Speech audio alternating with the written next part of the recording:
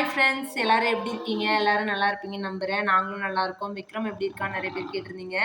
விக்ரம் நல்லா தான் இருக்காரு. ஆக்சுவலா இந்த கிளைமேட் ஸ்டார்ட் ஆனதுலேருந்தே விக்ரம்க்கு வந்து ஃபீவர், கோல்டு ஜாஸ்தி ஆயிடுச்சு. இதுக்கு முன்னாடியே அந்த மாதிரி பிரச்சனை அதிகமாக தான் இருக்கும். பட் இப்போ வந்து அது சரியாகாம கேப்பே விடாம கண்டினியூஸாக கோல்டு, ஃபீவர்னு மாற்றி மாற்றி அப்படியே இருக்கு. அதெல்லாம் சமாளிக்க முடியல. அது இல்லாமல் லாஸ்ட் வீக் வேற ஊருக்கு போயிருந்தோம். ஊருக்கு போயிட்டதுலேருந்து எனக்கு பல்லு வலி ஸ்டார்ட் ஆயிடுச்சு. ஹாஸ்பிட்டல் போகணும். ரூட் கனல் பண்ணுற இடம் ஸ்டேஜில் இருக்குது. பட் யாருன்னா வந்தாங்கன்னா விக்ரம் பார்த்துக்கிறதுக்கு ஆள் இருந்தால் தானே விட்டுட்டு நம்ம ஹாஸ்பிட்டல் போயிட்டு வர முடியும். அதனால் கொஞ்சம் போகாமல் இருக்கேன். மெடிசின்ஸ் மட்டும் இப்போதைக்கு எடுத்துகிட்டு இருக்கேன். அது ஓரளவு கொஞ்சம் பரவாயில்ல.